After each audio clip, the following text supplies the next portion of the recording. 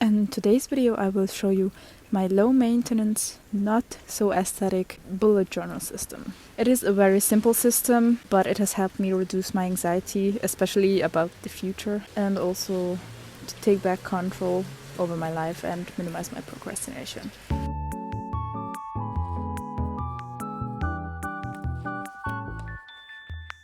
So don't mind the sounds, I am outside in the rain. Yes, don't ask me why I use this time to record a voiceover.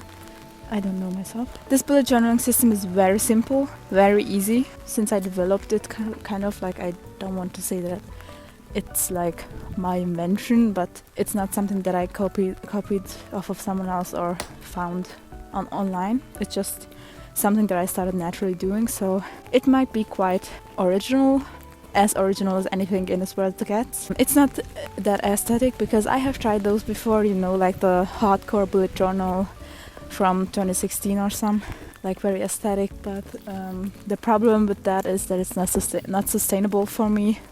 I maybe do it for like the first 2 months, but after that my motivation is gone. I have just embraced ugly journaling. Let's start with my monthly spread. This year I will be using a planner. Before that I used to make my own planner. Now I have bought one because it's just less effort. So let's talk about firstly the monthly spread. I do this of course at the beginning of every month. Firstly, the most important thing is to set goals that you want to achieve for that month.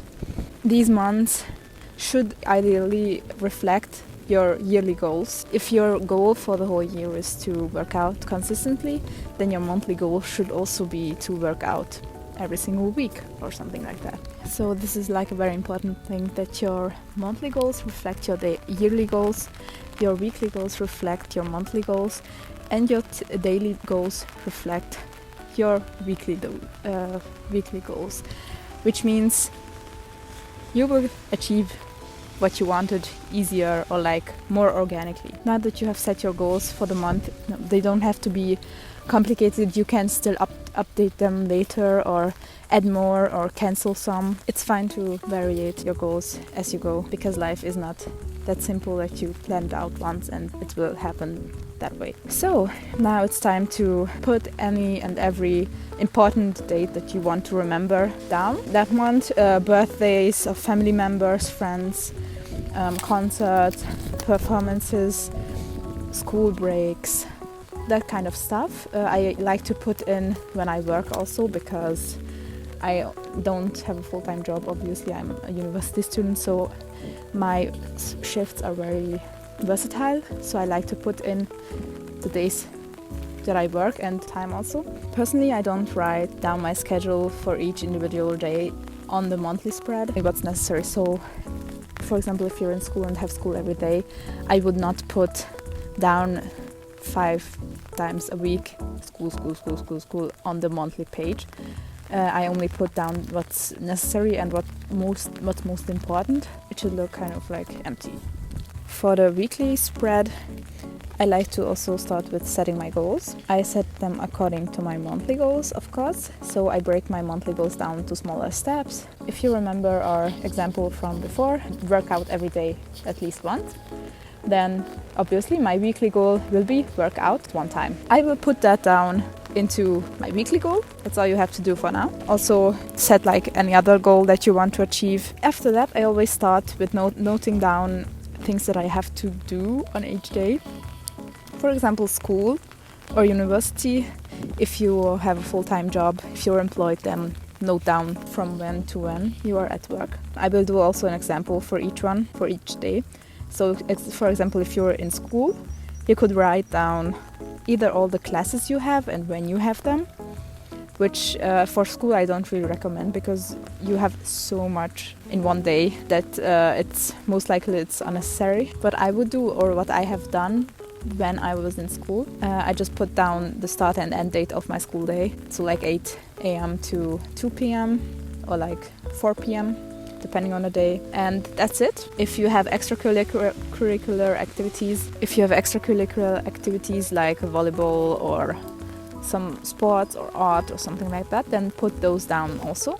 For university, I like to write out each of my classes individually, just because I have less and they are also longer and more important. I just like to do it this way. You can do whatever way you want. And for work, I would also just put down the start date, the start and the end of when you work, if you're full-time, like 9 to 5 employed. And on days where you don't have anything to do, I mean like don't have to do anything, your schedule is like kind of clear, then you just don't put down anything. Now you have done the easiest part of this weekly spread or like daily spread.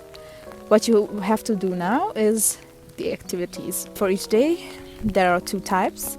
One is the have-tos, or like your to-do list that bring you closer to your weekly goal. And the other kind of activities are just loose ideas, what you can spend your time with other than doom scrolling when you have nothing to do. So, firstly, I like to write down all the have-to activities, kind of your to-do list for the day. So, for example, do that one workout that you have set out. Write down which day you want to do your workout. You can even write down what hour or what time you want that. Another thing is like workouts, working on school projects, doing homework, stuff like that. These are like the to-do things that you have to do. Or like for me, it would be making videos or creating content. The other types of activities are really just suggestions if you have no obligations for that day. For like, I like to call these full day offs. Just put down like make art, make music, craft, things like that. It's easier, you know. For me, it's important to differentiate between these 2 types of activities, but you don't have to if you don't want to. You can either just treat them as your to-do or just as suggestions, whichever you prefer. That way you can kind of plan out each day individually. After you have an overview of what your month and what your week looks like, you can plan out each day. You can look, oh, where do I have time, because you have written out all the things that you have to do and in which order, you know. So you can kind of plan when do you have time to do some activities or some things that you want to achieve. When do you have time to work on videos like I do, or on school projects, stuff like that. So I think you kind of get the gist. This is kind of my schedule that I like to follow. I update my planner almost every day. Most of the time it's every day, but not always. In case you don't want to work on paper, you can also do this online. I used to do it online. I used Freeform if you're on Apple, but then my storage got full, so I stopped. I just downloaded pretty like weekly planner things from Pinterest, and that was it. So I always had one for monthly goals, one for monthly spread. Like I always had like a theme for 1 month, because if you're only searching on Pinterest and downloading it, then at least you can make it pretty. And weekly spreads, and then I had a monthly reflection and a budget planner. I don't really have a monthly reflection anymore. I would like to have one, but I'm not sure if it brings me anything, or if it is beneficial, or if it's just like a waste of time, you know. I'm not really sure yet, but you can write me in the comments if you think that it helps you, or if you know that it helps. Yeah, I still have a budget planner just at the end of my calendar. I have to say, this was all. This is really just the basics of my bullet journaling system.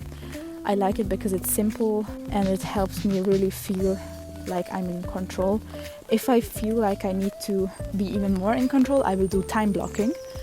Time blocking deserves its own video, really, but I will not do it, so I will just tell you now. It's really just putting down what you want to do on a day, what in each hour what you want to do. So you can even plan up to the minute, like from 12 to 1 p.m. I will do this and this, and from 1 p.m. to 2 p.m. I will do this and this. And it really helps. If you are interested in even more planning and organizing content, search up time blocking. I am not planning on doing a separate video, only if you like really want me to. And yeah, I hope you like this video. I hope that I could help you plan and organize your life a little bit, feel more in control, lessen your anxiety, because it has helped me a lot. After I started this system, my girlfriend literally told me that I seemed more calm, and I felt more calm, so that was good. So just so you know that this really changes you if you start and if you stick to it. It's really not that hard for me to stick to it. And yeah, I hope I could help you. Write your opinions down in the comments. I hope the rain wasn't too distracting. If you liked it, please like and subscribe in case you haven't noticed. Like, I have got that comment before that my channel is like pretty small and they expect me to have like a lot more subscribers. Well, if you want to stick around and support small content creator, then feel free to. And see you all next week because I post every week. And yeah, keep shining, people. It was Alora speaking. Bye.